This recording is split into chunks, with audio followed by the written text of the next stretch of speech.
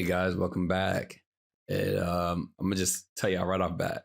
Okay, I need this coffee. I got my nice extra large size cup of coffee right here. Currently, today that I'm filming or recording, it is Christmas Eve. So by the time y'all get this, hopefully, well, I guess this is what episode 5 of the audio. Episode 5, yeah. So hopefully by the time you guys get this will be what, somewhere in March, April, maybe April Fool's Day. April Fool's Day? Yeah, April Fool. It didn't sound right. April Fool's Day. Whatever. By the time y'all actually hear this one, but yeah, I got my holy I need coffee cup. It's sexy. I'm gonna have to take a picture of it and put it on the website for you guys. But how you guys doing? Last time I talked to y'all, we talked about Spider-Man. So I hope I didn't spoil too much for y'all. And if you still haven't seen Spider-Man by now, look, what are you doing? COVID is still present, but you can still go and live your best life.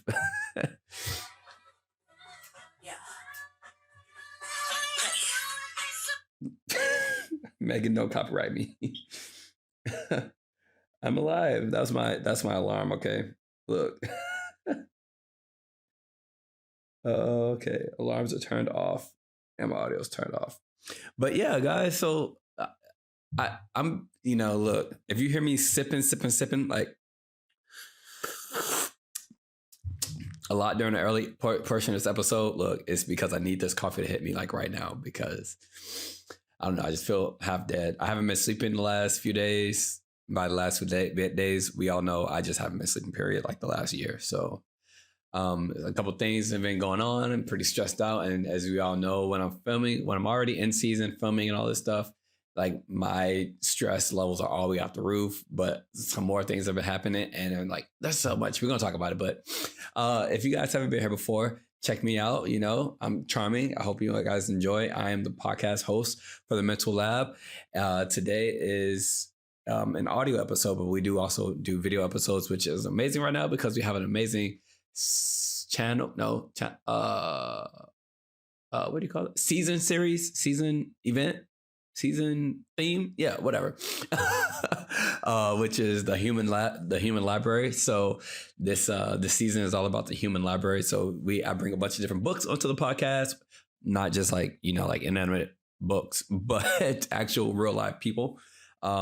And they get to share their stories and whatnot, and we get to have a good little time. And it's good. It's good. So if you're listening to the audio and you enjoy what you're hearing, make sure you check out the videos. But hopefully by this point, you've binge listened to all of the audios. And I know sometimes they'll be really long, but hopefully you'll be having like 9 hours or the driving time to like listen to all of the content. Because I don't know if there's a lot. I mean, like there's like some YouTubers and like some podcasters that I know that have like 400 plus episodes. And I'm just like, bro, like that's like filming an episode every day for a year plus. And I'm just like, that's a lot of talking. Like, I mean, granted, I know we talk every day, but like there's a lot of talking to like people, like guests. And that's a lot of talking to like a microphone in a room by yourself, like me. Like I couldn't do that. That's a lot. I mean, right now I'm doing that. Literally, I'm filming and I'm filming and recording podcasts every single day. But like that's every day for about a month and a half to 2 months. And like I still haven't even also like tried that for like straight up 6 months. Like I'm not planning on trying to film and record for like 6 months straight. But yeah, guys. So like I said, if you like what you hear here, if you enjoy, me, make sure you really check out the video podcast because you get to see, my face and meet me and meet a lot of the other people that I bring onto the show who are amazing people in their own ways. But yeah, guys. So I'm just back with another episode. Hold on, let me sip. I'm telling you, I'm gonna start SMAR. SMAR? Is it SMAR? ASMR. There we go. But anyway, like I said, I'm back with another episode for you guys. And today, kind of once again, maybe kind of going to be like a little bit based off last week's episode about Spider-Man was kind of a bonus episode, something I was not planning on doing. Typically, if I don't plan on doing, like episodes or like some content that is traditionally shorter, typically I'll put it into a vlog. But look, I know like that's normally what I do, but I knew I was gonna have a little bit more than just a vlog's length of time to talk about that. But also I figured maybe it'll be a nice break from the topics I've been talking about, because I feel like these audio episodes have like the topics have been, I don't want to say like learning or teaching, because I don't necessarily think they are, but they've definitely been more structured than they've been more structured on information, I guess I would say. And that's not necessarily like my goal or my intentions. And I don't know if it's even coming across that way, but I always want to make sure that I'm doing things with the right intentions and that I'm getting the right message out. And a lot of the times with the episodes, I don't want to be teaching, because first off, nobody comes. I mean, yeah, it is called the mental lab, but like, and in a way, even for season 3, I already have my season 3 ideas. But anyway, so I don't really nobody want to come here to just like be taught like things about mental health, situations and stuff. Like that's not, at least, if that's what y'all want to come here for, then hey, look, I will definitely do that kind of stuff for y'all, but I am not licensed. I am not a professional. This is all completely amateur, like completely amateur. So I'm not trying to teach y'all nothing. But anyway, so today's topic is going to kind of follow up to a few weeks ago topic, which we last talked about codependence. And I think I did hit it well enough. And so we won't be going back into codependence. But today I want to kind of talk about boundaries. And the only reason why I say it's kind of like a spinoff or a continuation is just because I think I talked about boundaries at one point in there. But I think setting up boundaries can help out a lot with like avoiding codependence and like your relationships with people, friends, family, loved ones, romantic relationships, all those different types of things. But we'll get into that stuff. But like, yeah, like I said, I don't hope these be seeming teachy or preachy or like you come in here to like learn some math, except mental math. Hold on. Okay, yeah, I hope you like, yeah, y'all not coming here to like learn. But if y'all are coming here to learn and you're learning a lot, then hey, I mean, I guess you guys can learn differently than like me like teaching y'all. Like, I guess like, me talking about my experiences and me being like, open and upfront with you guys and like sharing how I feel and sharing some of the things I do know, sharing, having a bit of awareness. I guess like in those ways, you guys can be learning a lot. You guys learn a lot about me. You guys learn, especially like, because today I want to talk about boundaries, and I'm not necessarily going to be teaching y'all like how to set boundaries. It's not going to be like a step one, like do those kinds of things. It's going to be like these are boundaries. Like for me, this is what it means for me. Like this is why I want to have them, why it's important for me to have them. Like these are some of the situations I've ran into. These are some of the times I tried to set boundaries and it just completely failed. And these are other times where I don't want to say my boundaries have failed. Look, we'll talk about it. And that's exactly what we're going to talk about. So this is why I want to make sure, like, hopefully it's not a learning thing, but I do hope you guys get something from it, I guess that's to say, because I do want, you guys to be, I guess I want you guys to be educated on a lot of these things, because it'll help you guys kind of to understand and learn, especially if you're going through a lot of the things that, I'm going through, or if you guys are on the opposite end sometimes, because I'm going to talk about relationships today too, because Lord God, Jesus Christ, my relationships have been, yeah. So I just hope, I can kind of get into that. So that's why I really want to talk about today and make sure it's not necessarily a learning, teaching thing, but I do hope that like you get something from it, or at least an understanding, of me.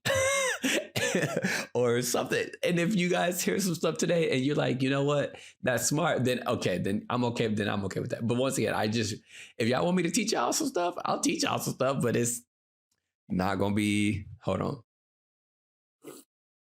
but it's not Okay, I'm gonna start doing that.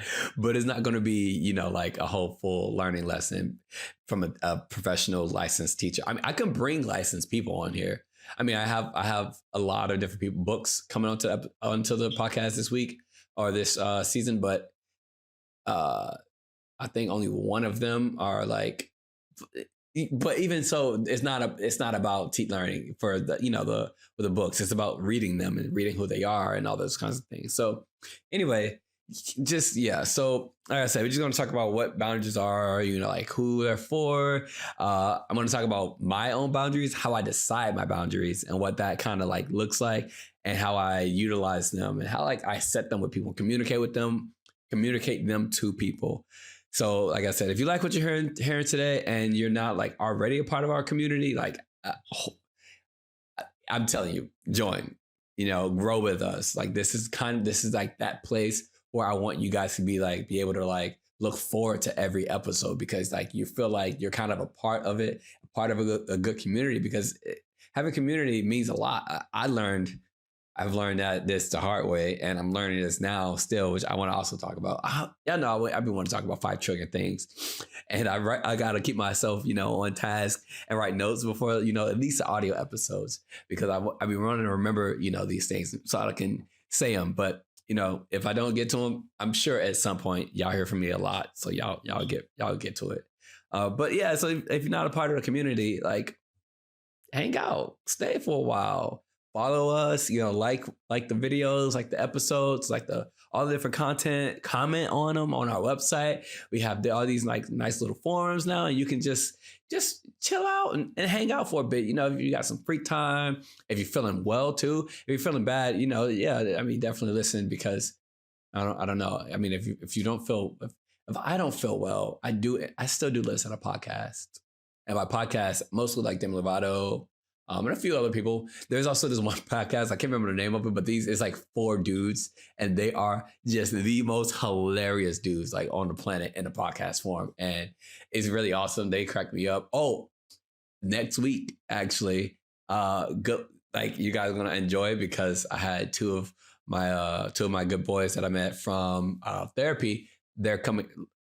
I know I'm saying next week in here right now, because you guys don't necessarily know, but I mean, you guys will know, because look, okay, so obviously, by now you guys know that I've already pre-recorded all the episodes for the season. Okay, you guys already know this, and I mean, for me, I'm like recording these things every day or every other day for the most part. I like typically have like a day per week that I don't record or film, or a day or 2 per week.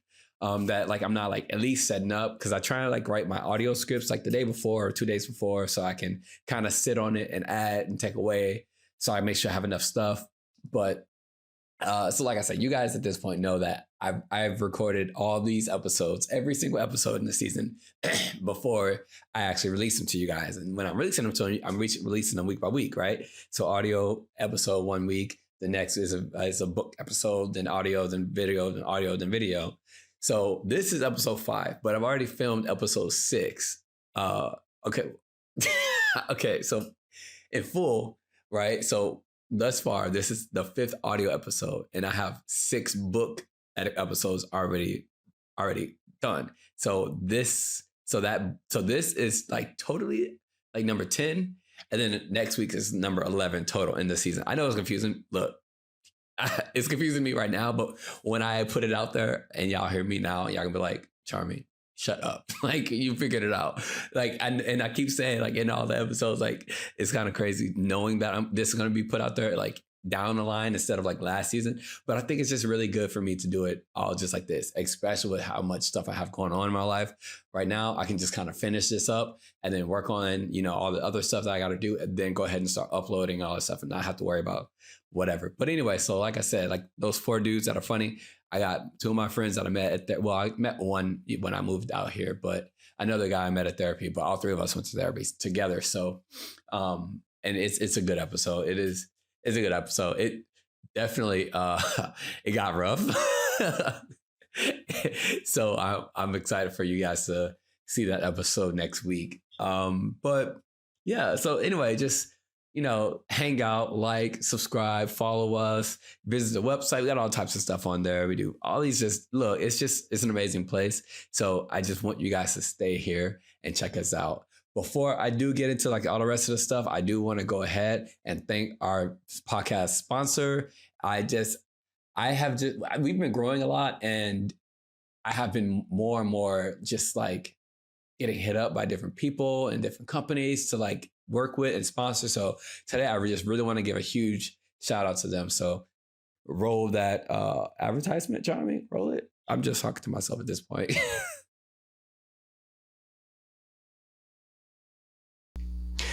Hey guys, really quickly, I just want to break away from the episode to briefly talk a little bit about today's video sponsor, which is Anchor, which is a podcast streaming service, and pretty much they're like all we use to stream all of our podcasts. You can actually utilize their tools to create a podcast, record on there, edit, add things in, take things out, upload, and they'll do like all the rest of the distribution work for you. And you can even make money pretty quickly. If that's what your goal is, you can make money in like 4 or 5 different ways with listener support, advertisements, all that stuff is easy. You don't even need to have a large fan base in order to start making money. So if you haven't heard about it, I would definitely go and try them out at anchor.fm, or you can download the app. It's all free to use, free to utilize. You don't have to pay really anything at all at any point, unless you just want to do more things, which, there's nothing wrong with doing a little bit more things. But the app itself, the subscription, the membership is completely free. You should definitely check it out if you're looking to make podcasts. Also, they do have and are able for you to subscribe and listen to other podcast users and different types of things on the app. They also do video podcasts, which I'm super excited about because half this season is about video podcasts. So I really enjoy using them. Like I said, you should go check them out if you haven't already downloaded it. And if you're not listening to us through Anchor, you're probably listening to us through like Google, Apple, Spotify, which Anchor distributes everything to them already. So you might as well just use it. There's no reason not to. So like I said, make sure you go to either anchor.fm or download the app to your mobile phone today. So that way you can kind of get a little bit more involved in, making a little bit more money, having a good time, and doing some good podcasting. But otherwise, back to the episode. All right, welcome back, guys. So with all that being said, as always, I just want to always give a good thanks to those sponsors. So I got to get the formalities out of the way. As always, we have, a quick little trigger warning. Today's going to be, I think, pretty light. Yeah, I'm pretty sure today's might be a bit light, but on a lighter side, I think kind of compared to like last week's episode, which it was about Spider-Man.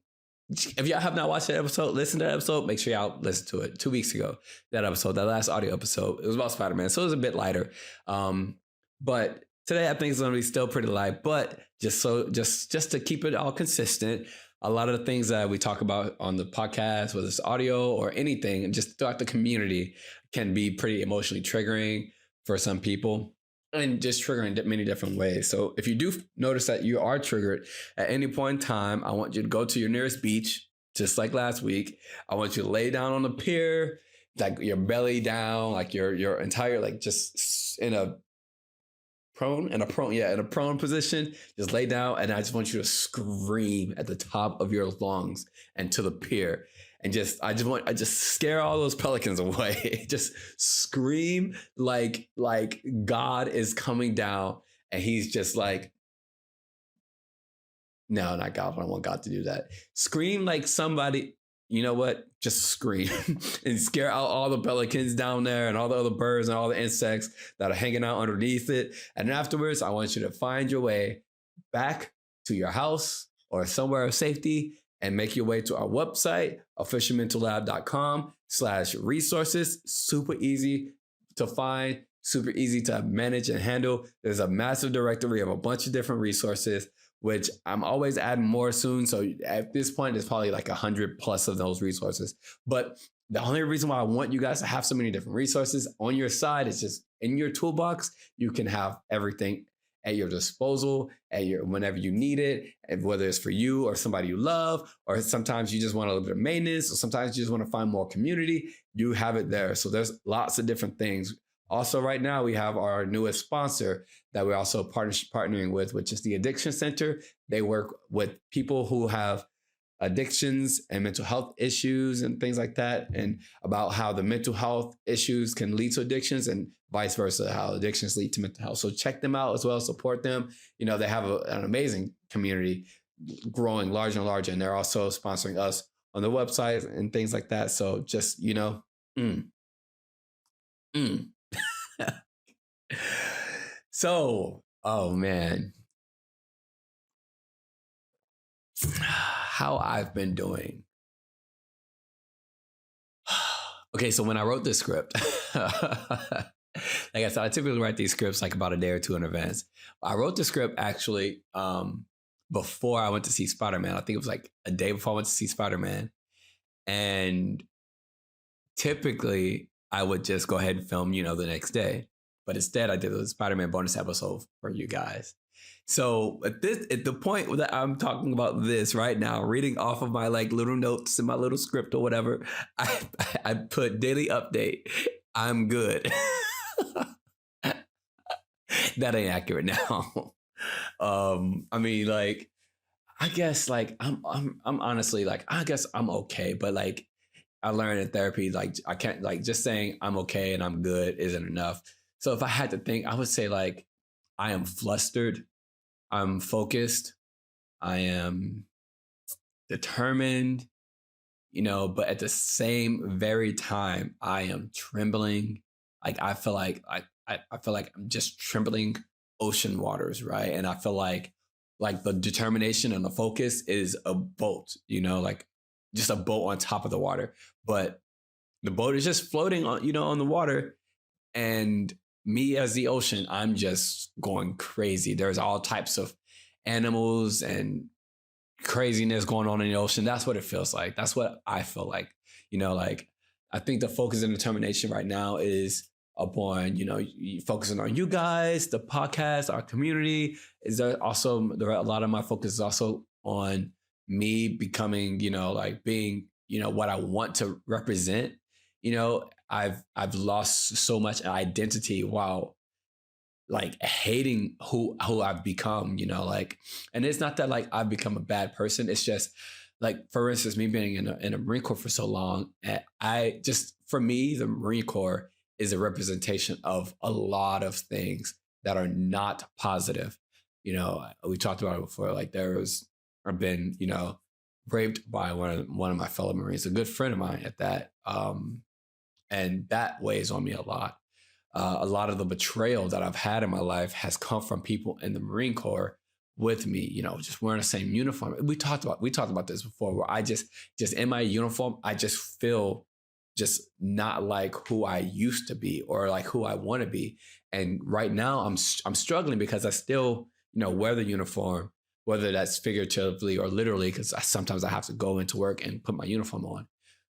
So I still have to wear this uniform and wear this persona or whatever of a military service member, and that means so much negative things to me. It's kind of like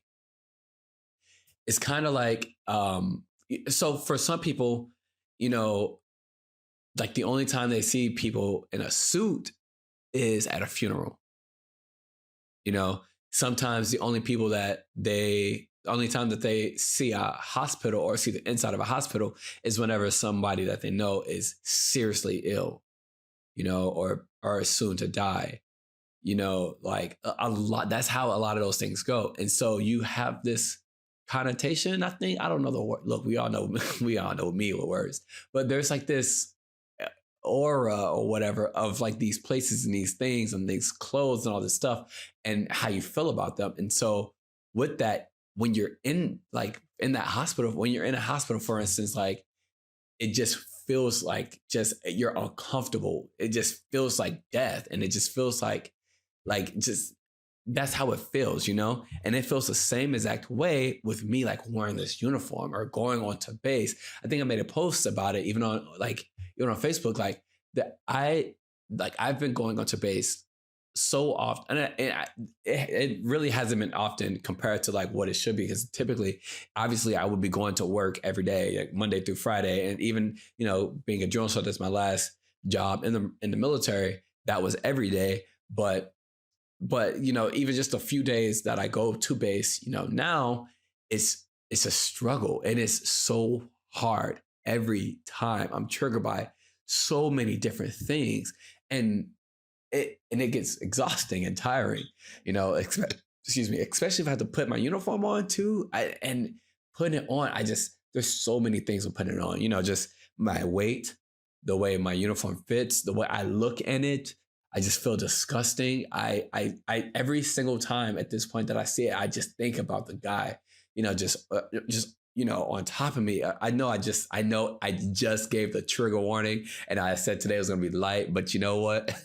I gave the trigger warning, but and obviously not that the trigger warning stops things, but I just want you guys to understand that things do get difficult, and sometimes I just look, things just come out of nowhere, and you're not always ready. But yeah, I just think about I think about it, no matter, even if I don't want to think about these things, I just feel just like a monster in my uniform, and as of lately, when I just go into base, I just feel such like a failure. And I feel like I'm worthless, and like I have no value and no meaning.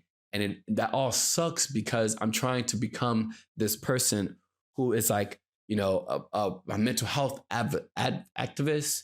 And I'm trying to become I'm trying to be a different person than I have been all my life. I'm not trying to be a person who focuses on the past.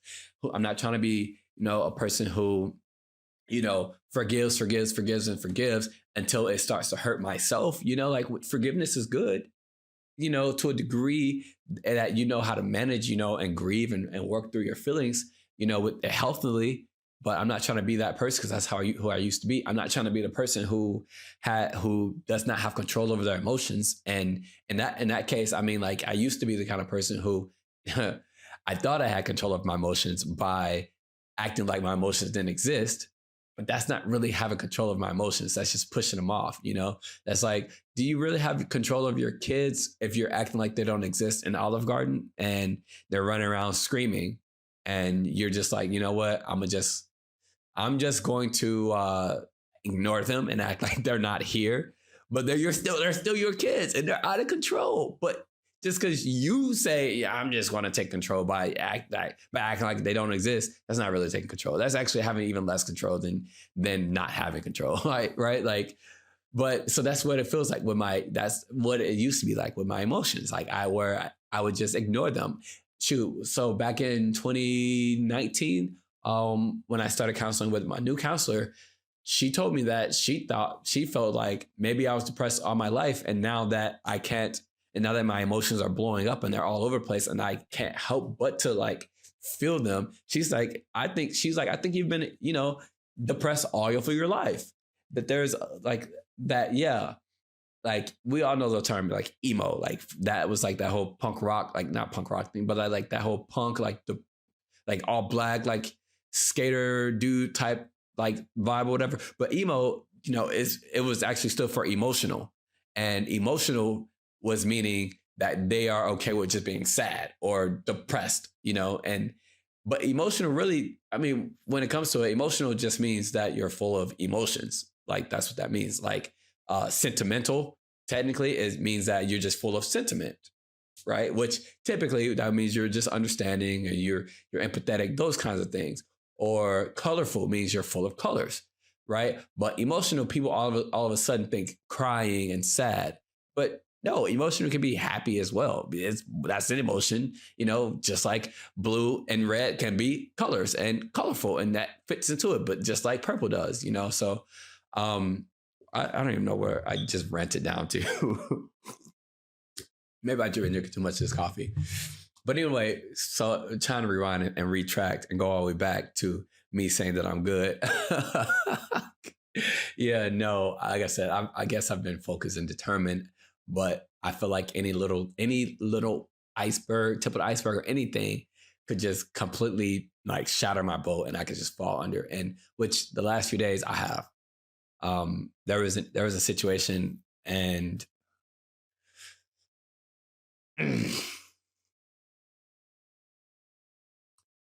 okay, so I want to take more time to talk about it and think about it, but I really don't want to sit here and think about it because it's been screwing me up with my nightmares. But so a few days ago, I went to, yeah, trigger warning. Look, so today's episode is going to be difficult and rough. So just bear with me, guys. Just bear with me. We're 30 minutes in already. Just bear with me, okay? So a few days ago, I went to karaoke at the karaoke bar that I always go to. You know, I always see the same people. I've been doing much better at going and not leaving. You know, my social anxiety, not my, I don't have a diagnosed social anxiety, but what I mean by that is just like the anxiety that comes around being around people. For me, was, you know, has gotten better and more manageable when going there. I started talking to more people, so I'm a little bit more comfortable. You know, all those things. But the other day was just not a good day. I've already been stressed out, you know, because I'm moving soon, and I got to figure that out within like the next few weeks, and starting school, getting rid of this place, and just a lot, you know. So going to karaoke the other day was really stressful. There were so many people, a lot more people than I think I've ever seen there, and that was a lot for me, just being there. But I was like, you know what, I'm gonna try and stick through it. But the feelings just never really got there. I'm gonna keep this part brief because it's still difficult, and I want to be able to kind of talk to you guys about it thoroughly. And but I just, you know, I feel like with you guys, I can be upfront and honest, you know, even when I don't feel like I have processed it completely, or, you know, like thought about it or worked through it. But I go there, you know, all the time, and I've been going there for years. There was a huge moment, you know, during this year where I just couldn't do anything that was social. And, you know, my therapist, she got me to make these goals where I could go and, you know, and just be there. You know, my sister helped me out a lot. But anyway, it recently it's kind of become a place that I go to knowing, okay, this is good. Like, this is my time to be social with people and get out of the house and not isolate and those things. So, and it became a place of safety, like where I felt comfortable. But you know, this particular day, I just wasn't feeling it. There were so many people. Now I decided to go to the restroom, and there were a few guys standing outside the bathroom. I didn't know if they were just like talking or waiting in line, but nobody said nothing. So I said hey to them, and I walked in, which I know all three of them. I know one of them a little bit better. Excuse me. The other two, not as much. There was one guy I tried to flirt with about a month ago. He didn't catch the reel. I tried to like, okay, I don't know nothing about fishing. I threw the fishing hook. He didn't catch it. And yeah, he just told me he was straight. He wasn't into me, those kinds of things. I was like, okay, cool, whatever. So I walk into the bathroom, and there's like people in there. It's full, I'm like whatever. So I just wait my turn. The other three guys that came inside, we laughing and joke or whatever. And then the other guys left. I went to use the bathroom, and after that, the two of the dudes, not the one that I tried to flirt with, he stayed, but the other two dudes, well, one of the guys, he ended up leaving. He didn't even have to use the bathroom. I guess he was just there to chat. I don't know. Weird. But then the other two dudes, they sat there laughing and joking around or whatever. So I'm like washing my hands, and I don't know what happened or why, you know, but the dude that I had flirted with earlier, he, like a month earlier, not that same day, he like bent over one of the other guys who was very much out of the closet and gay. And everybody knows it, you know, and like bent him over and like, you know, just like pelvic pounded. I don't know, like dry humped him or whatever. And then dude was just like, whatever, you funny. And then I was just like, okay. And then dude looked at me, like the one I flirted with, dude A, or he's dude F, because flirt and F. And then the other dude who's gay is gay dude. Look, no, I'm not just described. That's not his only just characteristics, but I just don't want to keep trying to, you know. Okay, cool. So, dude F looks at me and he's just like, what, you can get some of this too. I was like, I already tried and you weren't into me, so it's whatever. And he's like, really? I was like, yeah. He's like, are you sure? I was like, bro, yes. I would remember trying to flirt with you, but you telling me that you were very straight and that you're thankful of me flirting with you or whatever. But and dude G looked at me, looked at him, and then walked out the bathroom.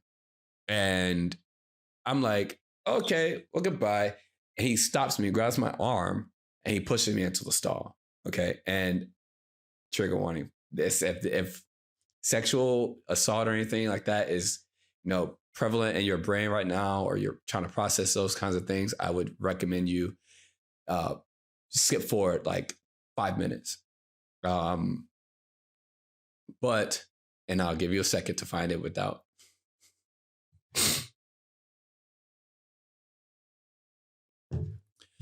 But so now that those people are out of the way of the trigger, and he pushed me into the stall, and he told me to get on my knees, and I didn't understand what was really happening.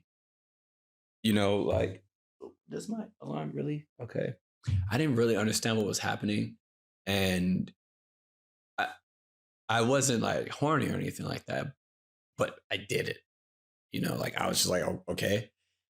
And then he grabs my head and he goes, I know you can suck me off better than dude F or dude G had. And then he put my face into his crotch, and I was just like, oh my God, what's going on? And I just did not, it was just like things were happening so fast. And I just remember when he said that like, I was like, wait, is he gay? Like, is he not? What's going on? Is he being serious? The door is wide open. I'm like, I was like, what? Like, there are so many things going through my mind at the time. And I'm just like this isn't happening. Like I'm shaking right now because I just remember feeling like so scared. Like, I don't know what to do, but I'm like, so like he's rubbing my face and I'm like, dude, get like, move. And then like, as I get away, he pulls the front of his pants down and whips it out and just, and look, that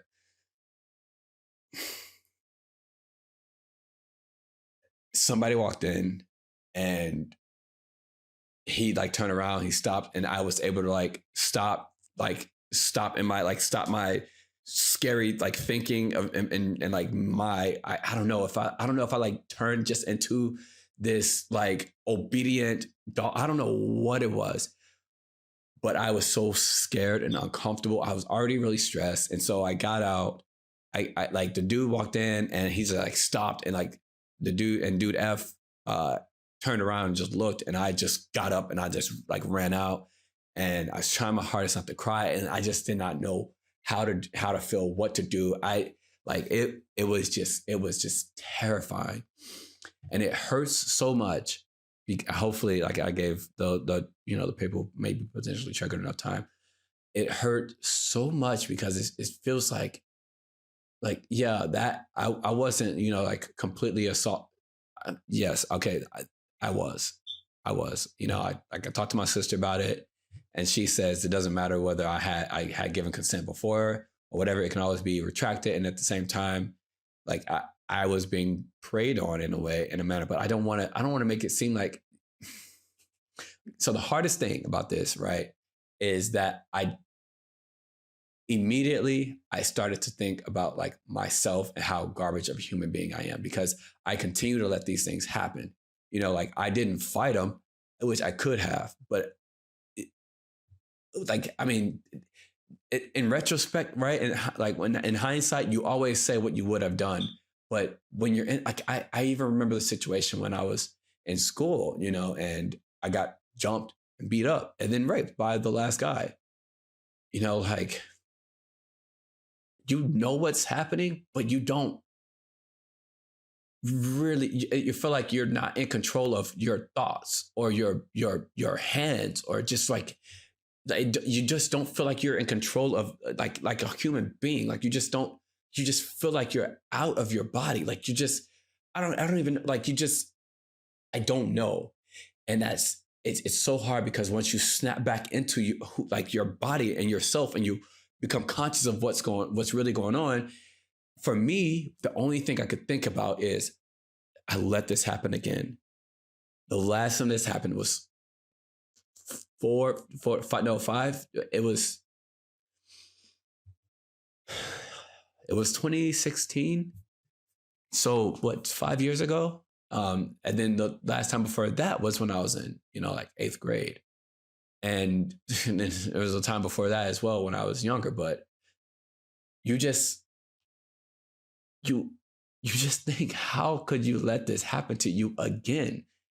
I've been gone through, Sex Addicts Anonymous. So it makes me I'm trying to be better. I feel like people tell me all the time, you've done so much better. You're growing. I can see all these different things, but it's like, this just happened. And I pretty much let it happen. I felt like I would have more control. Is that the right thing to think? I don't think so.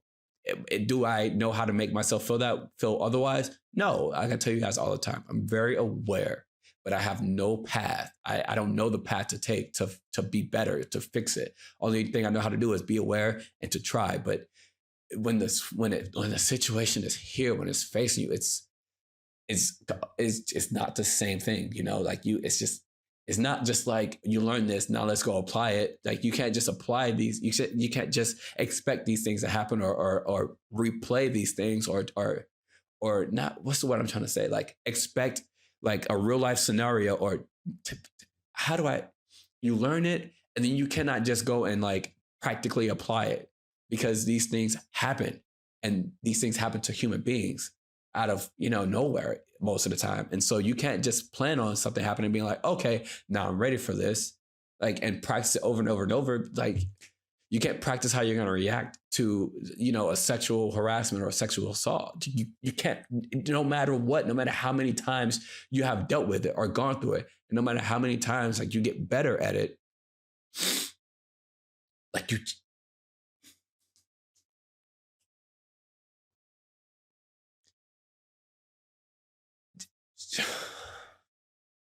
but you cannot hate yourself. You cannot blame yourself for these things.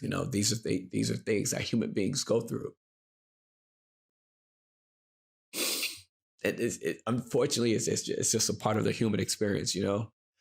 I said all, like, I don't know if I've talked to you guys much about what I consider the human experience, but the human experience is just living life as a human, and that means good things happen and bad things happen. And it's a part of the human experience, and that's what hurts so much, because it's just like, it can happen again.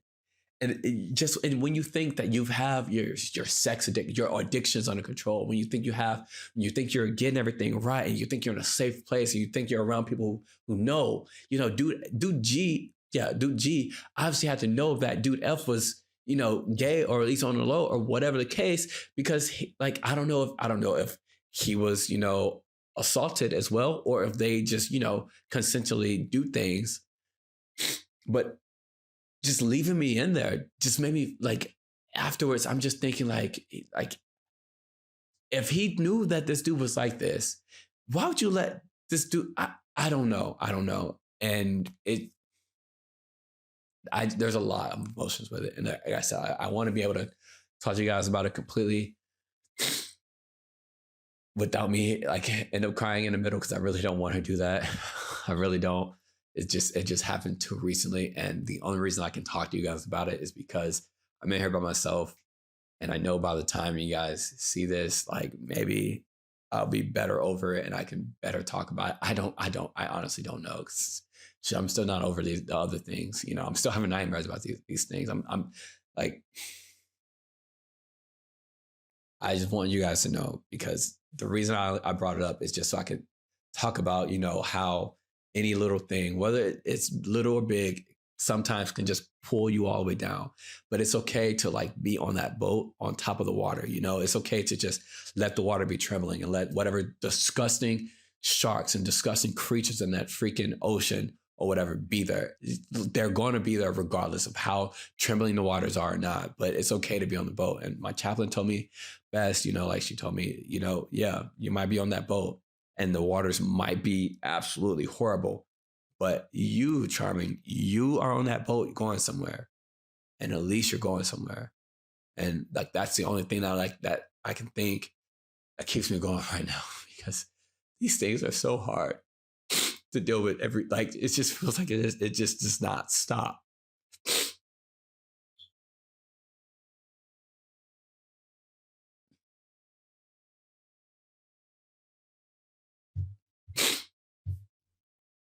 But okay, I'm gonna talk about that in another episode, on another day, on a vlog or something. Maybe I'll just blog it, because yeah, I'm gonna just leave that alone, guys. So yeah, next thing I want to talk about is just kind of how the season is going. At this point, we're halfway through. I'm halfway through filming the season, but as far as you guys, like at this point, we're halfway through this season, and there's been a lot of things that are going on. There's been a lot of things happening, a lot of good things. Hopefully, I cannot predict how you guys, the listeners and viewers, are gonna take to all the content, and hopefully you guys love it. I am very much enjoying it. It is stressful. Obviously, anything is stressful, but there's a such thing as good stress. It's good stress. Like I really appreciate all you guys for supporting and listening and being there, and a lot of the feedback that I do get from those of you who I talk to about it. I mean, shoot, there's like random people that I be talking to on the phone, and somehow like there's this one guy, I think I was talking to him from like a law firm, just trying to work on my credit. And he was just like, you have a really great voice for like podcasting. Have you ever thought about that? I was like, bro, like what? I was like, I mean, yes, but I've never been told I have a good voice for podcasting. Like, I don't think I have a good voice for podcasting. The only reason I do it is because, the only reason I do the podcasting instead of just like straight up vlogs is because I think podcasts can be longer and more like this. But if you guys like my voice, if he thinks I was like, yeah, I do podcast, and he was like really interested, and he took down. He went to the website while we were still on the phone, and he's like, oh my God, this is some really good stuff. I'm like, bro, you haven't even seen or heard anything, but it was cool. It was really cool. So I'm really excited with where the community is going. And I want to give just everything to it. You know what I'm saying? Like, I know there are other things I need to be doing, like getting ready for school and doing all these other things, but I just want to give everything to you guys and to the community. And it's a place I feel like I can come to and, be vulnerable and share, have these kinds of hard days and hard times, and like come and talk to you guys, even though like you guys aren't talking to me right back immediately, but that's okay. So the season is going very well, and I am proud of you guys, and I'm happy of where it's going. I just want you guys to keep it up and work on it. I want to keep on trying to keep it up and working. God, I have all these alarms that just will not stop. But yeah, I have finished my leg sleeve, and I'm so happy. I'm so excited for it. It looks so good. Like I think I told you guys before, like I wanted to get a leg sleeve of all of Demi's songs from her newest album, The Art of Starting Over. And I could not be happier about it. Every time I look at it, I see a different song title on my leg, and it just makes me think of those, the feelings I get. It makes me think of like where I was, where I'm going, the things like the way the album makes me feel, how, like to get some strength when I feel weak. And sometimes just to remember, I'm in a better place than I used to be. And I really love this tattoo. So speaking of music, our song of the episode.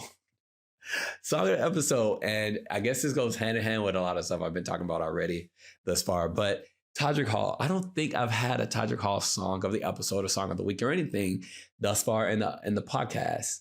But Todrick Hall this man he's been an icon for me. He is what I consider the Beyonce of the gay universe, even though Beyonce is queen of the gay universe, obviously, but he's the male Beyonce for us. He works so hard, and I relate to so much of his music and his projects. Like he is like, so you got the Demi Lovato of the mental health world for me, and or Demi Lovato is like the Beyonce of the mental health world and music for me, like in that manner. And you have Beyonce, obviously, but then you have Todrick Hall, who it gives me my my gay life. I say like I go to him to like feel just like I just love just my gayhood, like I just like Beyonce. I go to her and I just love my blackhood. And obviously, like a lot of people don't think Beyonce's like, but look, she gives me culture. Okay, like she gives culture, and a lot of people hate on Beyonce. But one thing y'all cannot say, regardless, I don't care how light skinned y'all say she is or how much she does. Look, she has culture. She gives me culture. Hey, look, but Todrick does the same thing. He gives me my black and my gay culture, and he works so hard. But there's this song on his newest EP, or yeah, his newest, like his what, I don't know if it was the EP. Look, House Party Part 3 is the name of the album. There's 3 parts to House Party, and this third one contains the song Enough. It's an amazing song. I'm gonna read the lyrics to you guys really quickly, but I want to break it down just briefly and just talk to you about it because I think it's amazing. It's an amazing song to like listen to.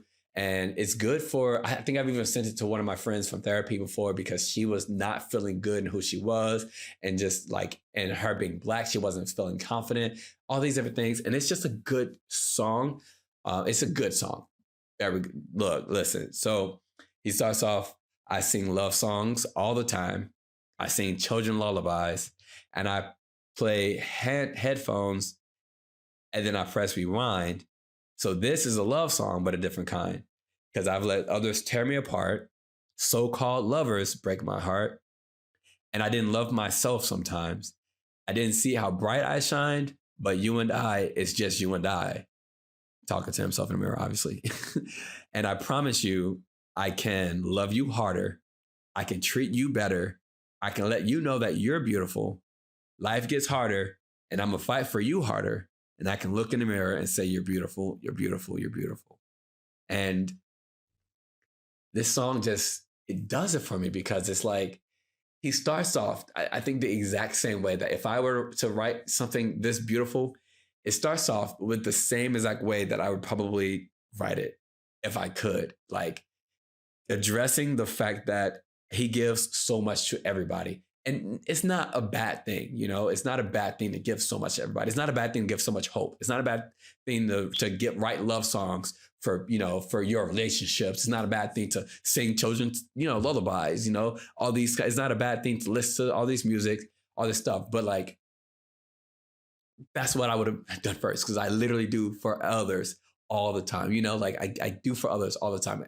One reason why I love this podcast is because while I'm doing for you guys, I am doing something for me, and it's a way that I don't feel guilty. I don't feel, a lot of times for me, I feel guilty when I do things for me because I don't feel like I deserve it, but doing the podcast and doing the video podcast and all these things, like I'm helping other people, but I feel like I deserve that.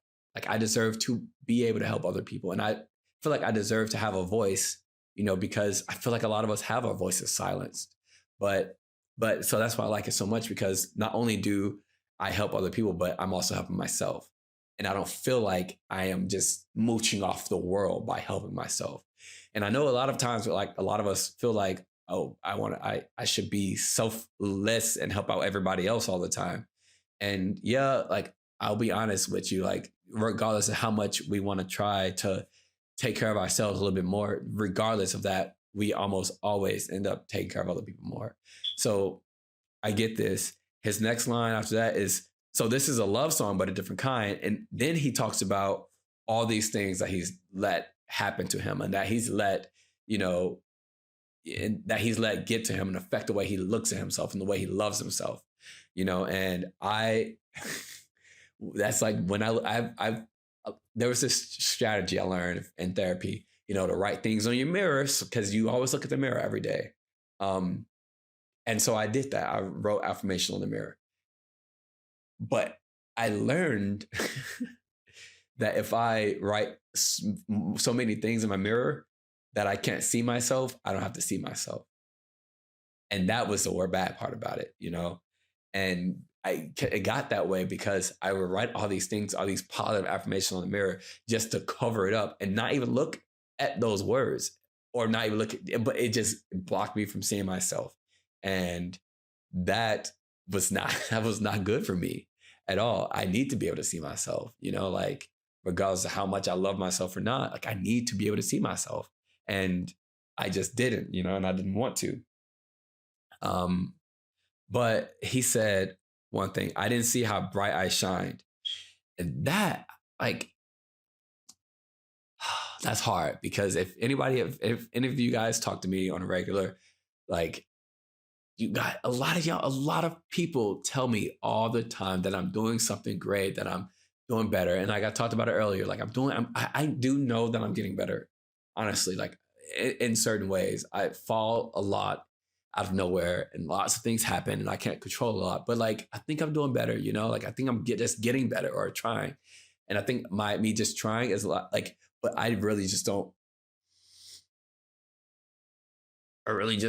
see that I shine, you know, like it is probably because I know how, you know, screwed up I am or whatever we want to call it. Cause, you know, like just how a lot of us are. A lot of us see and feel just how screwed up we are. And so we don't see if we're even shining at all. But that line just always gets me. I didn't see how bright I shined. And I always have to remember that. Like I might be shining very brightly, but I just don't see it, but other people do, you know, but it doesn't matter because at the end of the day, I promise you, I can love you harder than anybody else can. And that's something I have to like get into my head that it doesn't like, if everybody else is showing me this love, I can do it more and I can do it better and I can do it harder. And I will be here at the end for myself, you know? So look, it's just a really good song. You guys should check it out. Check out the rest of the lyrics. It's amazing. Our quote of the day is going to be, words are free. It's how you use them that may cost you. Words are free. It's how you use them that may cost you. And obviously that's it. I mean, that speaks for itself, but I'm literally speaking for itself. But it just might cost you. And a lot of times we forget just how much words are free. We remember that things can cost, but we forget how free they are to just put them out there. And a lot of times, I want to have that be the quote for today, just because it ties right into boundaries. You know, just what you say will matter. And a lot of time, especially when trying to set boundaries, you could accidentally offend other people. And that's why it is extremely important. Like, that's why like for me, it's extremely important to talk to you guys about my boundaries and like those kinds of things, because a lot of the times it can offend people, regardless, period. I don't have any other way to say it because that's just what it does. But sometimes it may cost you, and you have to pay the price and deal with it. And you have to be strong enough and understanding enough of who you are and your boundaries for, you know, if you need to forgive yourself, then you do. And if you need to, you know, do better or further explaining of whatever words you just spit out, then hopefully you know how to do that. But words are free. It's how you use them that may cost you. Don't forget that. That's our quote of the day. Now, before we talk about boundaries and all those things, like I said, if you're not a part of the community, check us out. Hang out just a little bit, you know, like just chill. Check out the website. You know, I'm planning on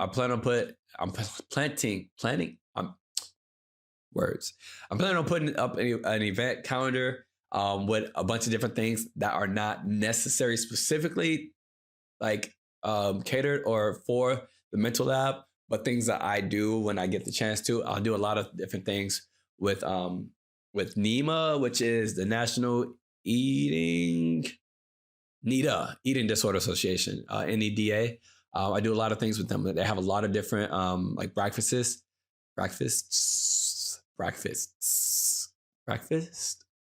whatever. They have a lot of different breakfasts and brunches and things like that, especially for family members or for loved ones or for people not diagnosed with an eating disorder. And at those brunches, you can like families can go and they can talk and they can learn, they can understand these kinds of things. But so I'm planning on putting up an event calendar for all these different types of events and things that I do with all these different other organizations and all this stuff. So that's my goal. I want to put those kinds of things up. So make sure you check those out if you are interested in kind of just getting more involved in the community around you. But boundaries. So what are they? Boundaries.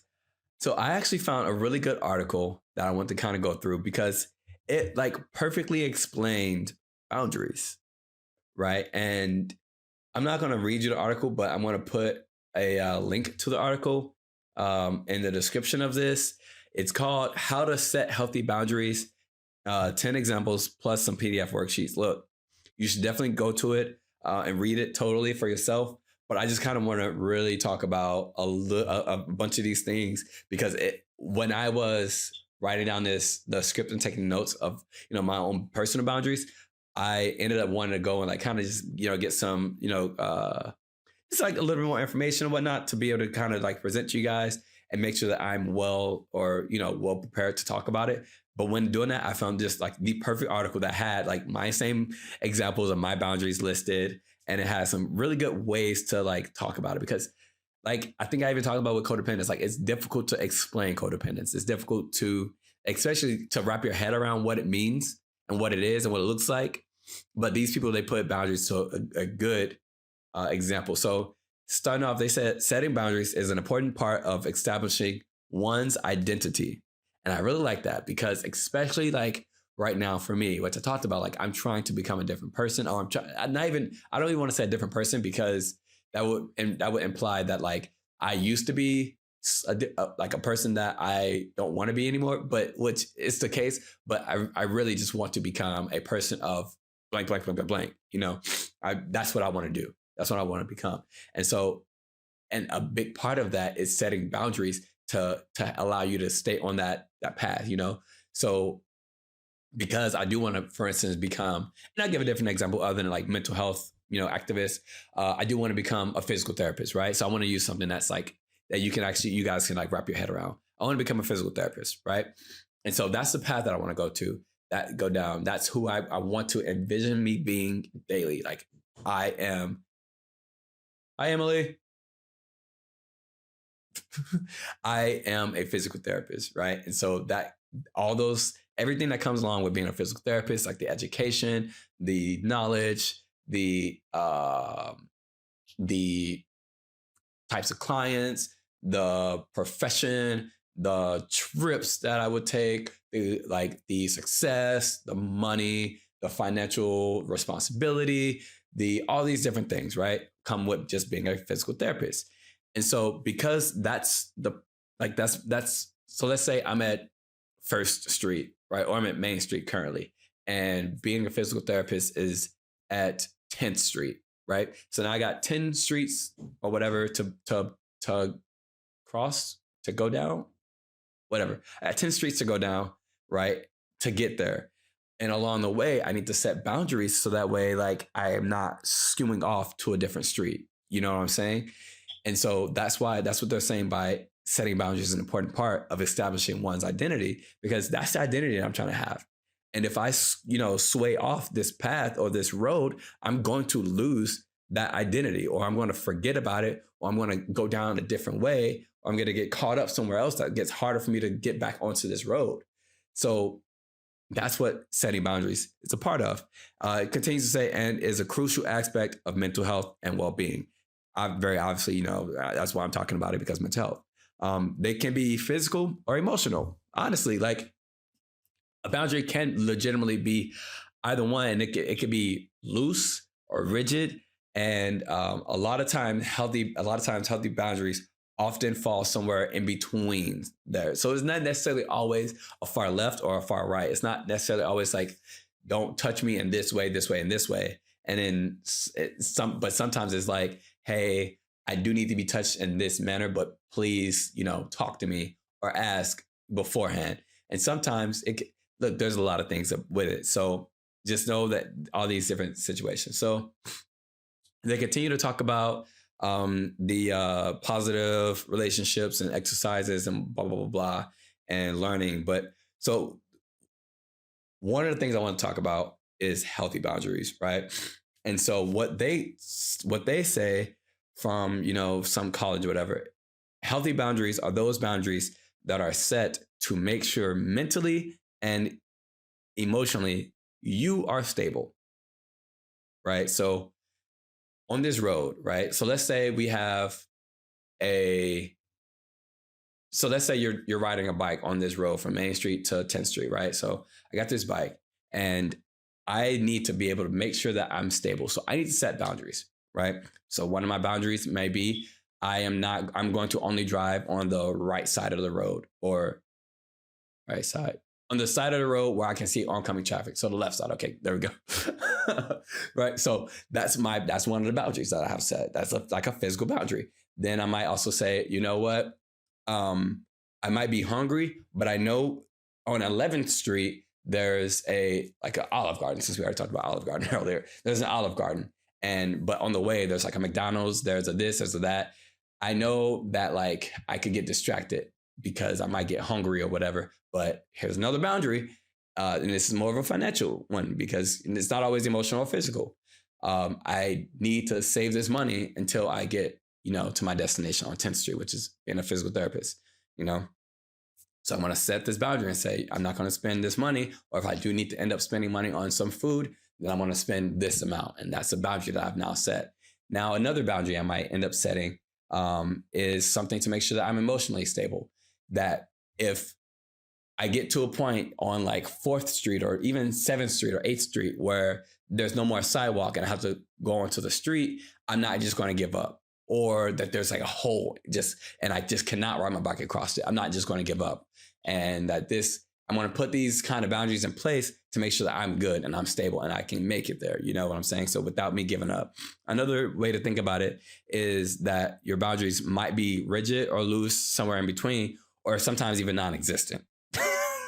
Like the boundary itself might just not be present, and it might just take a bit until you're like, oh, wait, this needs to not happen, or this needs to happen in order for this. You know what I'm saying? A complete lack of boundaries may indicate that we don't have a strong identity, or that they are meshed with somebody else's. So one of the biggest reasons why I want to say I don't want to teach you guys about boundaries. I'm not trying to teach you guys any of this stuff. And I'm just trying to share my experiences, is because one, I'm not like a licensed professional to be teaching, like that kind of stuff.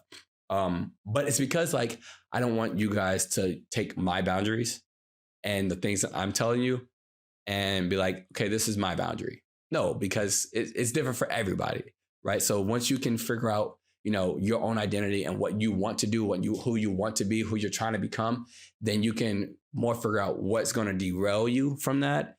And on your own, you can just figure it out. So remember, I'm not teaching you guys. I'm just telling you some of the things that I've done, some of the ways it's kind of helped me and hurt me, those kinds of things. So while boundaries can often be psychological or emotional, they can also be physical. For example, declining physical contact from a coworker is setting an important boundary, one that's just as crucial as setting an emotional boundary, like asking the same coworker not to make unreasonable demands on your time and emotions. I think that was a pretty good example that I want to make sure that I read to you guys. Healthy boundaries are a crucial component of self-care.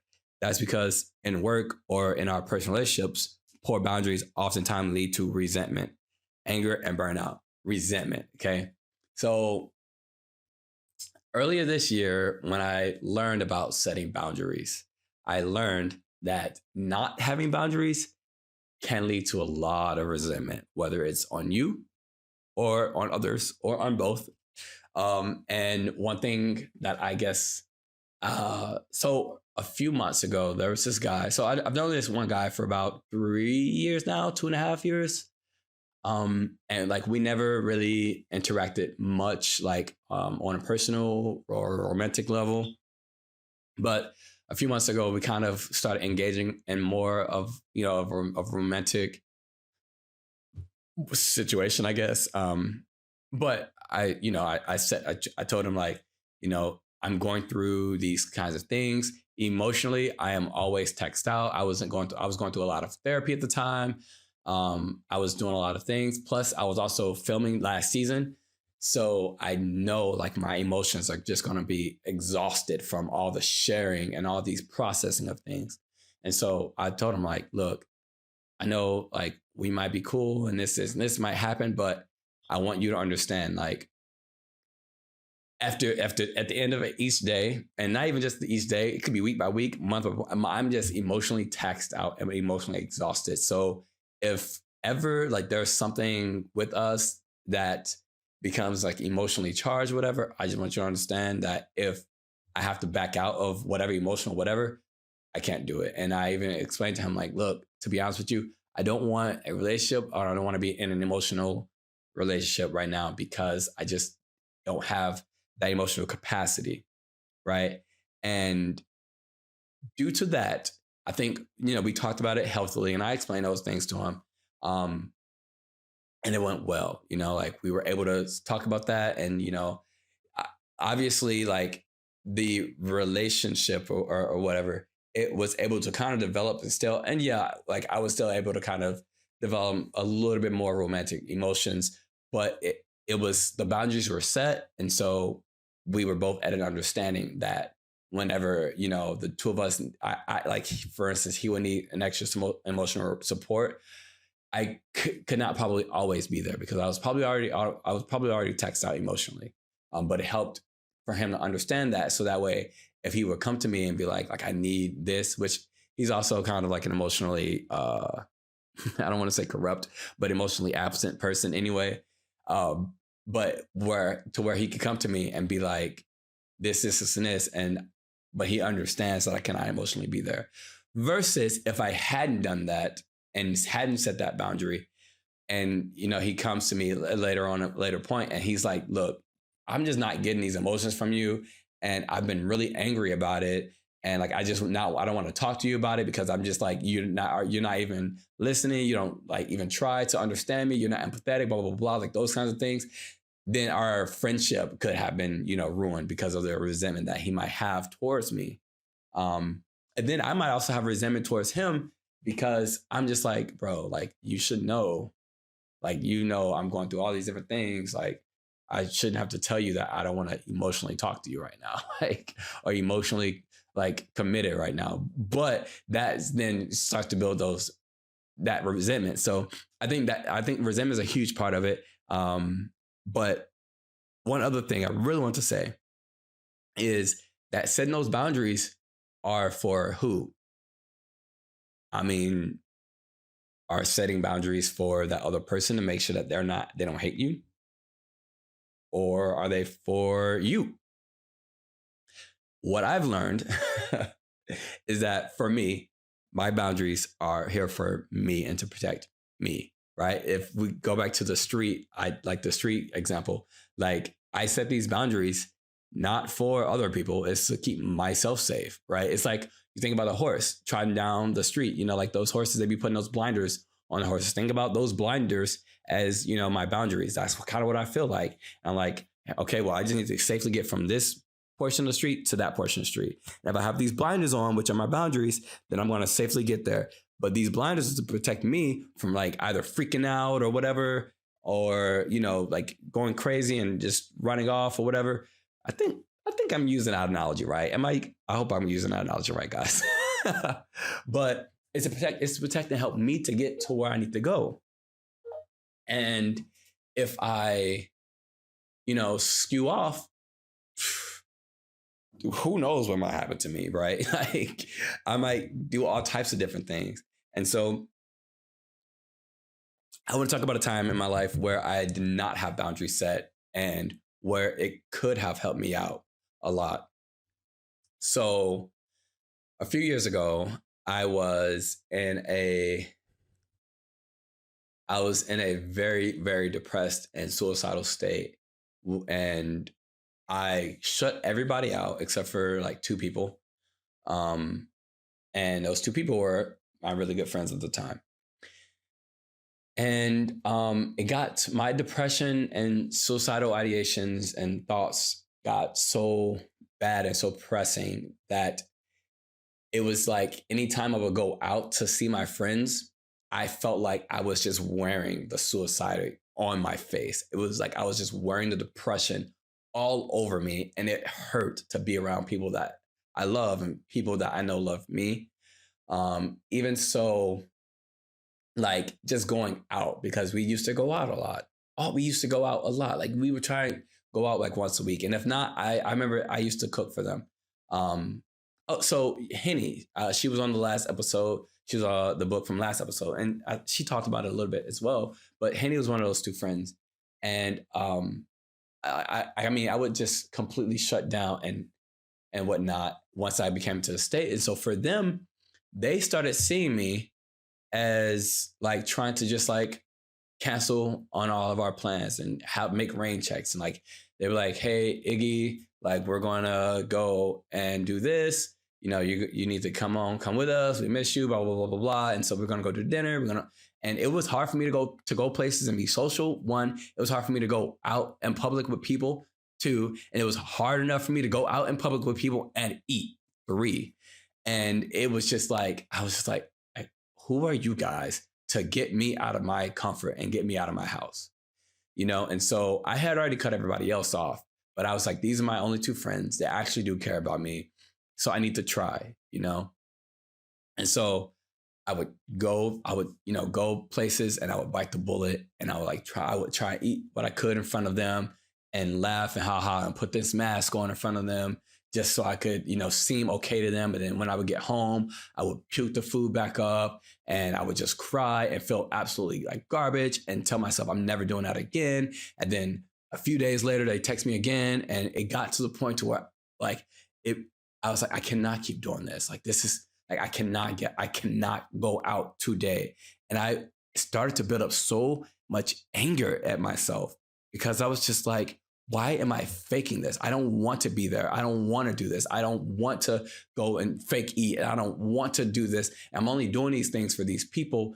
Yes, I know they love me, but I don't I should be, I should be at the forefront of my own, myself. And I was just getting more and more angry at myself so much that there was specifically one day where it was like a 35-minute drive.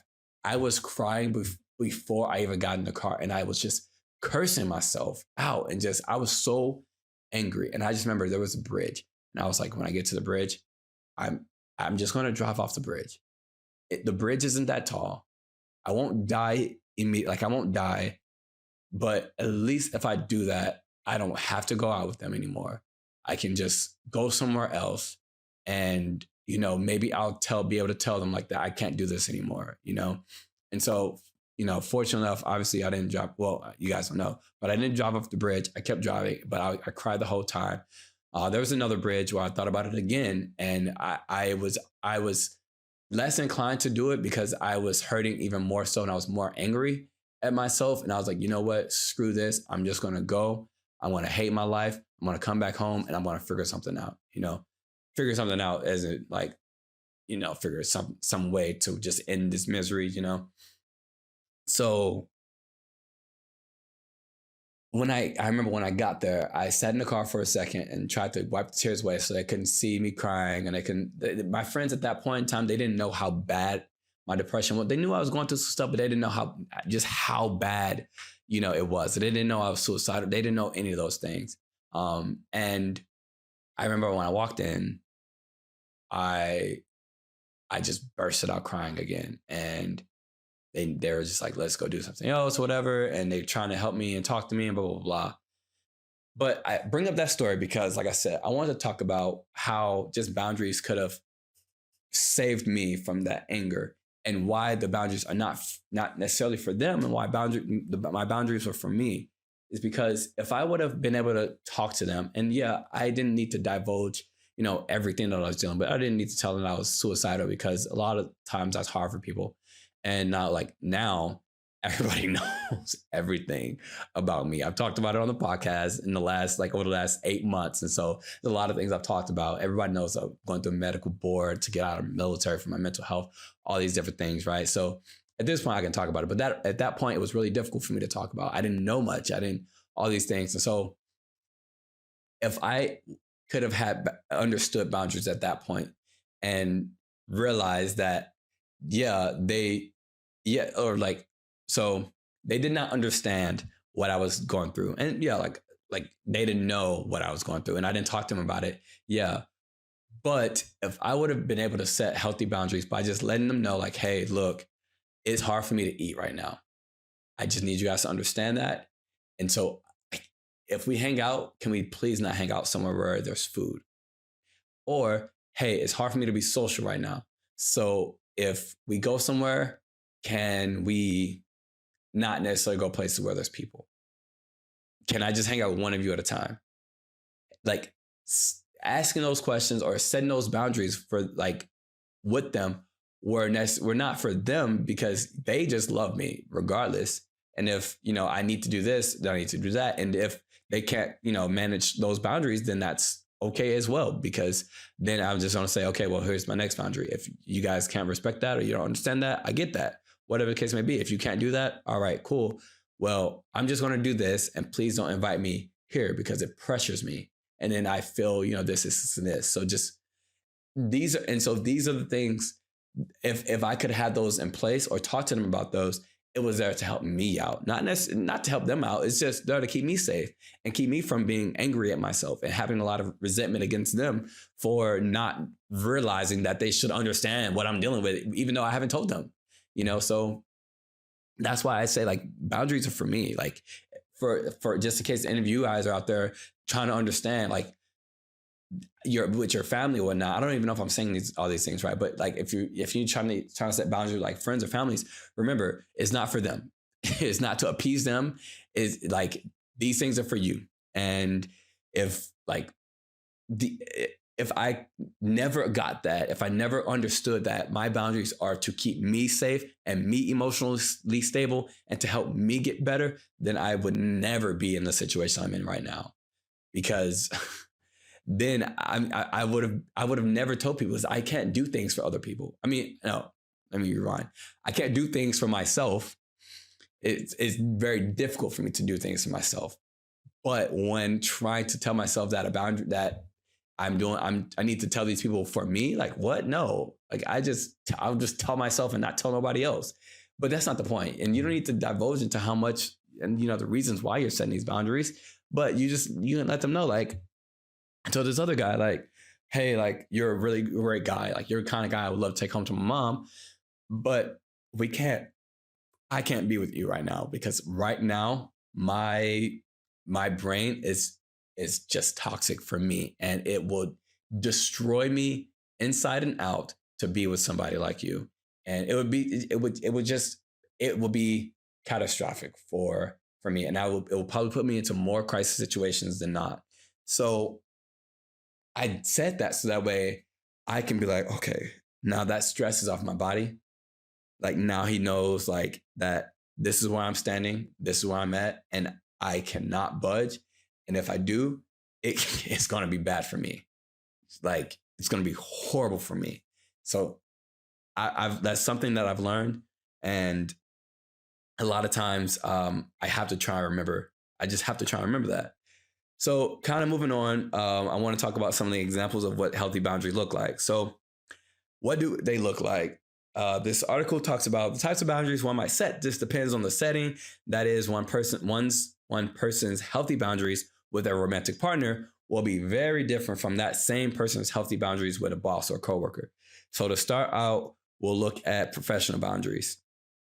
So in a teacher-student relationship, right, a teacher might set healthy boundaries by choosing to keep their personal lives separate from their professional lives. How do they do that?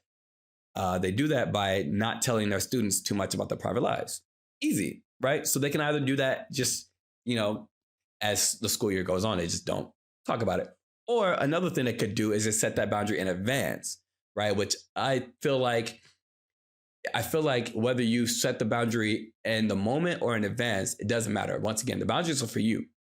So if somebody breaks your boundaries, then it is up to you to set that boundary. If they didn't know your boundary, it's for me, it's my responsibility. If I never told, my friends that like ahead of time that like, hey, look, I'm struggling with an eating disorder right now. Or even if I just didn't, if I just had said, hey, like I cannot eat right now and I need you guys to just respect this. And they just say, okay, cool. If I hadn't said that beforehand, if I feel pressured to eat in this moment, it is up to me to be like, hey, look, right now, guys, I know this is what the plan is. I can't eat and I need you guys to respect that right now. That's for me. That is completely for me. And I can do that in the moment. Like I said, I don't need to, I shouldn't have to tell people that every single time I meet them or every single person in my life, like, hey, this is my boundary for you. This is my boundary for you. That's going to get exhausting. I will get exhausted. There's a lot of people in my life, regardless of how many of them I love or talk to or whatever, but there's a lot of people in my life. And if I go around trying to set boundaries with every person and trying to explain to them this boundary, this boundary, this boundary, I'm going to get exhausted, overworked, and I'm probably going to have more resentment for everybody around me because why do I need to do this? You know what I'm saying? So I don't need to do that all the time in advance. But if somebody does break my boundary, like this teacher in this case, by just not telling students about their private lives, let's say one of the kids are like, oh, Miss Jameson, why do you look sad today? Is it because your ex-husband is filing to get custody of his? Look, I'm really trying to make an example. I suck at making examples, guys. But if he's like, is it because your husband like is trying to take your kids from you? Like at that point, the teacher can be like, we're not going to talk about my personal life. And that's setting a boundary for her, right? Like that's setting her own boundaries in that moment, like an impact boundary, you know? But it continues to go on, which I did want to talk about, which I think is just another healthy way. I don't think there's any more right to do this way, to give the boundaries in advance than to give them impact or on the spot. Teacher can also begin each school year by telling students what they are, what their boundaries are, and what they are and are not comfortable with. For example, teachers can tell their students they do not want to hear their students talking about illicit activities in the classroom, which makes sense, right? So I think sometimes it's like this is saying, I think sometimes, you should set certain boundaries should be given in advance. Just like for instance, this teacher could be like a fifth grade student, and fifth graders, I don't know what fifth graders know about life or illicit activities, but fifth graders probably shouldn't be talking about those things in class anyway. So that's one of those like boundaries that needs to be set. Now, let's say that, this is a senior class, senior high school class, or even college, because obviously college students have sex. College students do illicit activities. They sometimes do drugs, things like that, right? I'm not saying all of them don't, but they do, right? I don't know. How long has this been going? Yeah, okay, good. I'm right on time. With what I wanted. Okay, so they do those kinds of things, right? And so that's sometimes where you would be like, okay, do I need to talk about this in the beginning or not? I'll fill the class out, feel how mature they are, feel how, focused they are to the class. And sometimes that teacher might not need to open up and almost probably offend, people by saying, hey, guys, I know y'all are 18, 19, 25 years old in college, but I don't want to hear y'all talking about illicit activities. The teacher can very much do that. But also at certain times, you might just be like, you know what? If it comes up, I'll just let them know, hey, this is right. So boundaries can be set either way. You know what I'm saying? So you as long as you know your own boundaries, if you know I want to be the kind of teacher that is very professional, but still down to earth. If that's who you want to be, if that's where your 10th Street is and you're on Main Street, and you do that by saying, okay, how do I become that? Okay, that means I don't want to hear, conversations about sex. All right, so that's one of my boundaries. So if I do hear that, I'll nip it in the bud. I don't want to see students cheating, but I do want to be the kind of person to say, if you do need more help or if you don't feel comfortable, I want to be there. All right, cool. So that's another boundary I need to set for myself. You know what I'm saying? So these kind of boundaries can be set all the time for you. And as long as you know them, they're for you and they're to help you get to 10th Street. You know what I'm saying? So they continue to talk more professional. One way that therapists can set clinical boundaries is by not connecting with their clients on social media. Making sense. And being clear about this rule so that they don't have to mix their professional responsibilities with their personal lives. Another setting in which healthy boundaries are crucial is in a romantic relationship. An example would be a person asking their partner for one night each week alone, which that is very that could be very healthy for a relationship. That for me, that's something that I need to work on. But yeah, for one night each week alone, as opposed to seeing each other every day. You know, another example would be a new mother asking her partner to take on more responsibility with their baby. Things like that can be difficult to talk to other people about. But if you remember, like, because sometimes you could be like, okay, well, crap. If I tell him he needs to take on more responsibilities, he might feel like I'm telling him that he's not doing enough. And that's not the case. Not all the time. You know, if it is the case, then you need to talk to your partner about that. But in this case, you know, and in this specific case, you could be like, this is a lot for me. And I just need them to take on a little bit more. Right. That way I can have a little bit more time to myself. I'm just a little bit, you know, so that, I don't know if I said I'm just a little bit, I was going to say stressed, but I didn't finish the sentence. And it sounded like I'm just a little bitch. Okay. But I'm not. That's not what I'm saying. That's not what I did say. But what I did want to say is that I'm just a bit stressed and there's a lot going on, blah, blah, blah.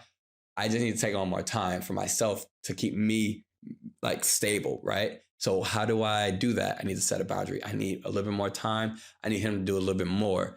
So you're like, well, I don't want him to think I'm telling him he's being amazing. He's being a great father. He's being this, and this. Okay, well, how do I set that boundary? I don't without offending him. Remember, the boundaries that we set are for us. And that's it. So if you remember that, okay, well, look, babe, like I need to take more time. Can you just do this for me, please? And this way, or whatever, you know, you figure out how to do that. That way, like for instance, like I said with my friends, that way my friends understand or they know what it is that I need, you know, to keep me good and safe. A lot of times it could just be hard to set boundaries. And I just want you guys to remember, like, setting boundaries is like examining these boundaries that already exist in your life, right? So you're looking at your life and saying, okay, well, what am I doing? What do I need? Like, how do I do this? All this is a lot.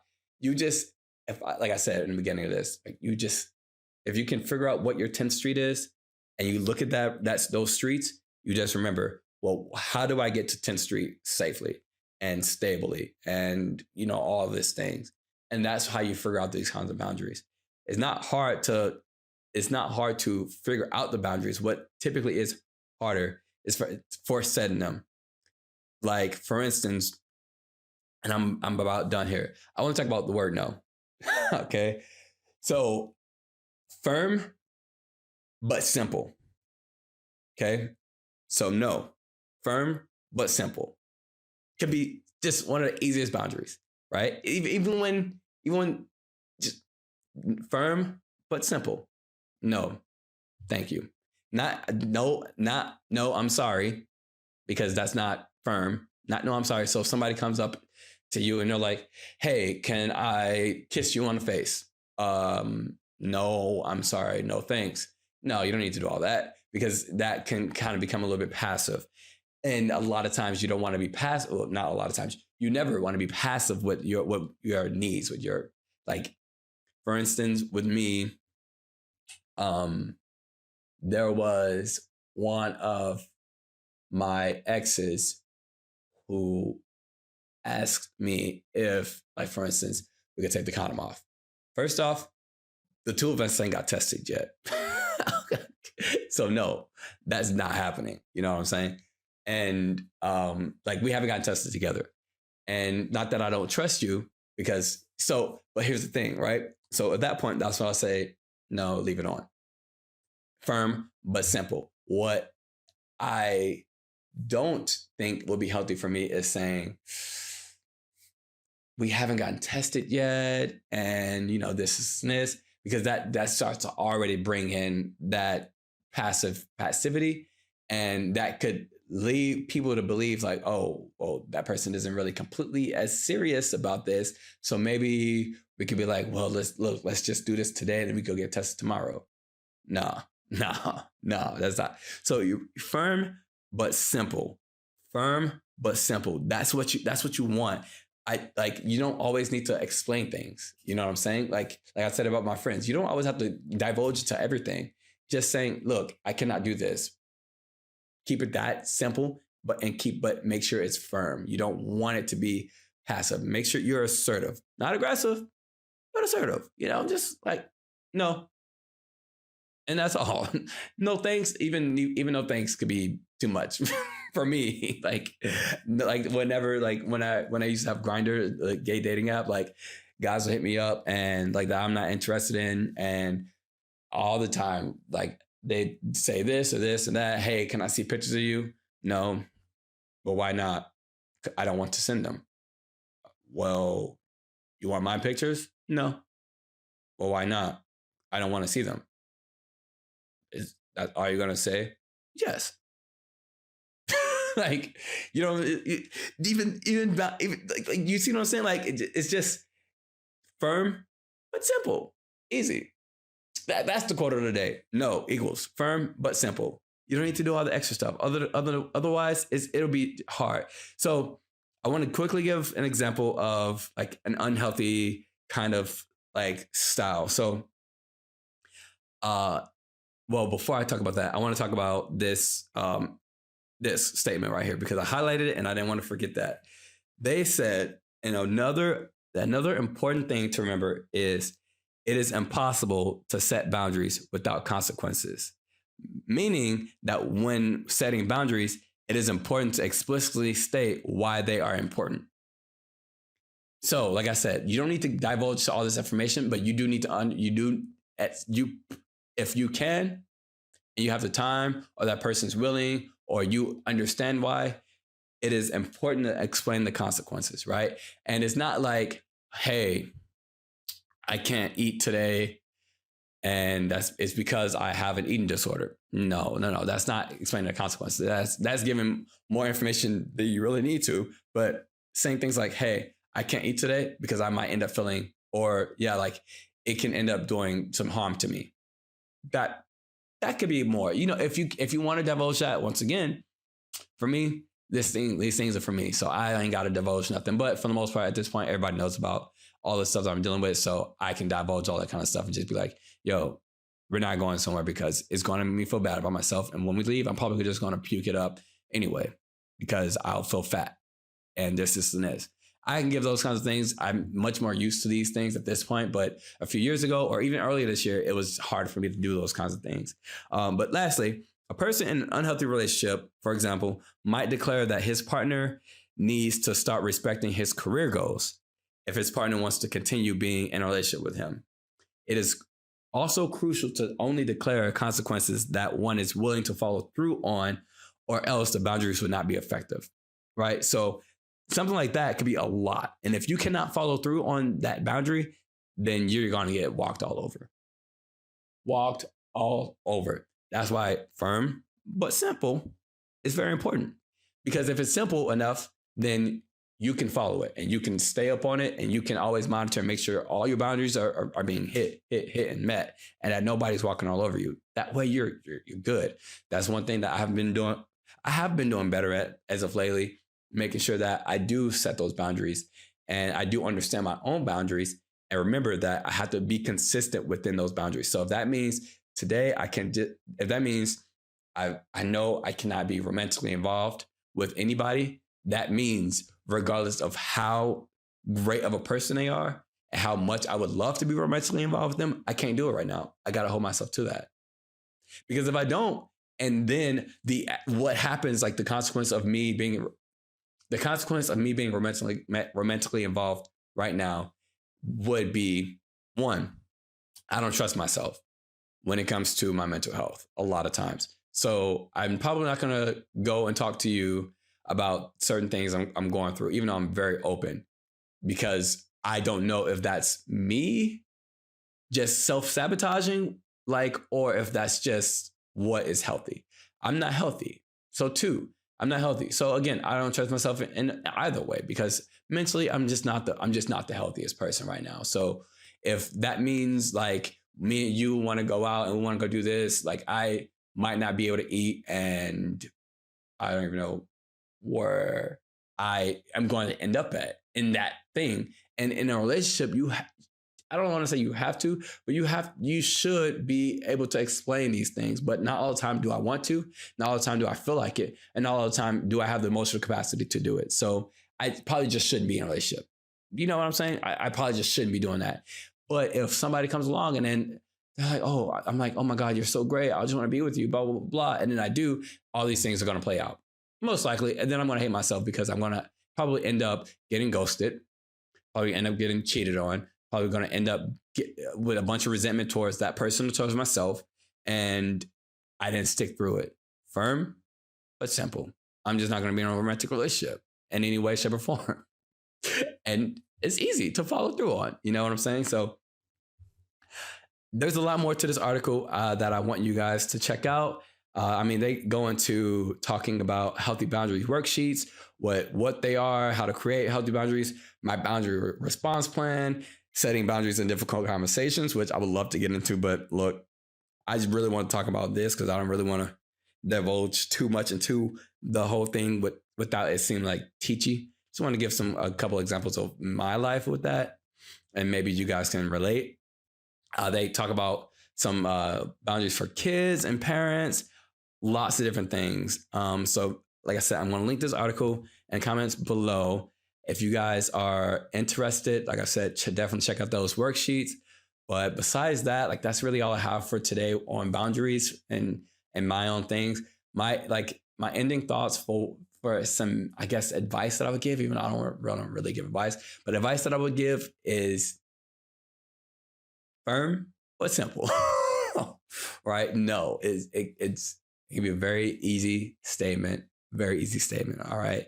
And it's helped me out a lot recently, and I think I'm doing much better at it. You know what I'm saying? So if that's where you guys are at in your lives and you understand or you're trying to work on it, firm and simple. There you go. All right, guys.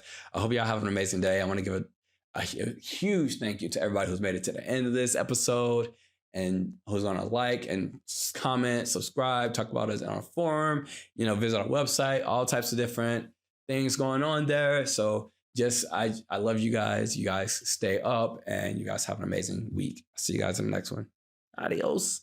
You definitely have to let it out. Because they're like, if you try to bottle it and be strong, you're going to be weak at some point and it's just going to overwhelm you. So like you have to gradually deal with it. Like when it comes, deal with it. Don't try to like push it to the side and deal with it later. No. When you feel it in that moment, deal with it in that moment. Because like there are days I'll wake up, go downstairs, start washing the dishes. Man, fuck these dishes. And I just have to. Cause I can't push through and wash the dishes because I'm not dealing with my emotions in the moment. So I would stop washing dishes and just, what do I want to do? Do I want to lay down or do I want to sit up? Do I want to watch TV or do I want to listen to music? All right, which one am I doing? And there are days I would just go back upstairs in the bed and cry in the bed. And then get up, shower, go downstairs, cry downstairs. Come back upstairs, lay in the bed, listen to music. Yeah. All right, this song is triggering me. This song is making me more sad.